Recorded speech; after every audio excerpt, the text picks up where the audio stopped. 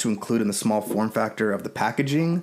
It looks like with this model, Kingwear has included the watch directly on the top. It's in a little foam insert. Let me give you guys a quick overview on the watch. You can see right away the LCD on this thing is huge. It's 1.3 inches again, just to reiterate. If you have a small wrist like I do, you may want something a little tinier. Otherwise, just expect a beefy appearance on the wrist. It's got a nice thickness to it also. Definitely a little chunkier than some of the smartwatches that we've looked at recently. The bezel itself kind of has a titanium or dark grayish color to it.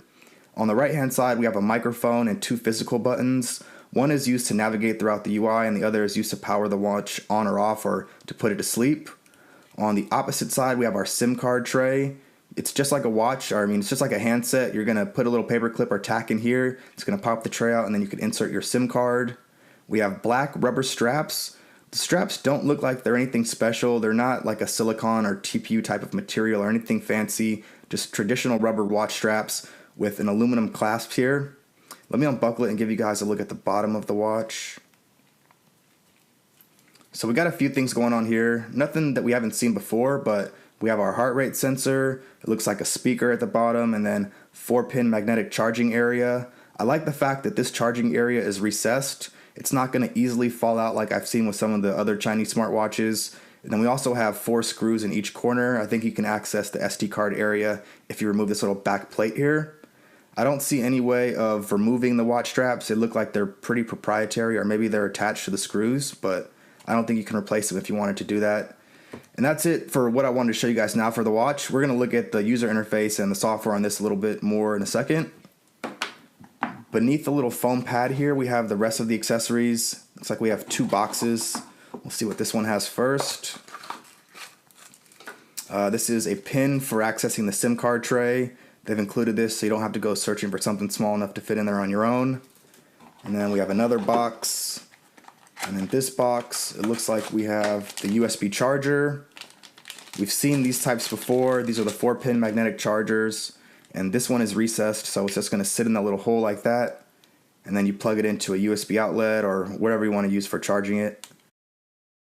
And then we also have 2 other accessories in here. It looks like the first one is the user manual. The user manual is in English and it's in Chinese, and it's going to walk you through the basic operation on the smartwatch, where to download the apps, how to utilize the core functionality, all the good stuff that you need to know in order to use it properly. And then they've also included a secondary screen protector. We saw earlier that the watch came with the screen protector by default, but if you manage to lose that or damage it or something, there's a secondary one in the event that you ever need it. So that's it, guys, for the unboxing and overview of the hardware and the accessories. Let's fire this thing up now and take a look at the software and see what it looks like.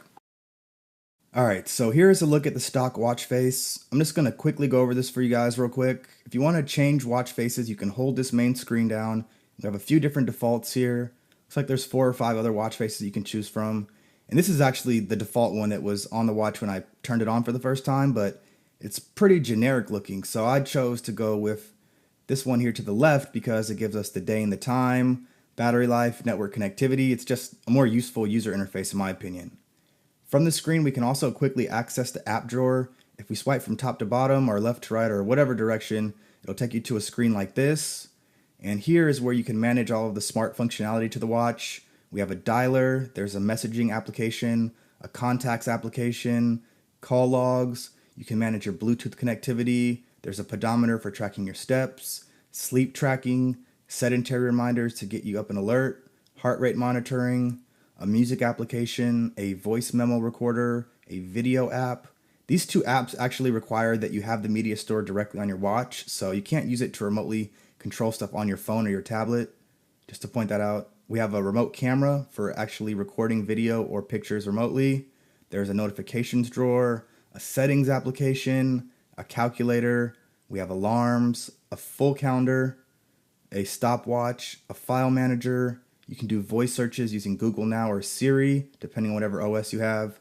And then there's a QR code, which is to install the FundoWare application, I believe, or some sort of sport tracking activity application that you can use on your handset or your tablet to review that stuff historically or in real time. So that's it for the software on the KW18.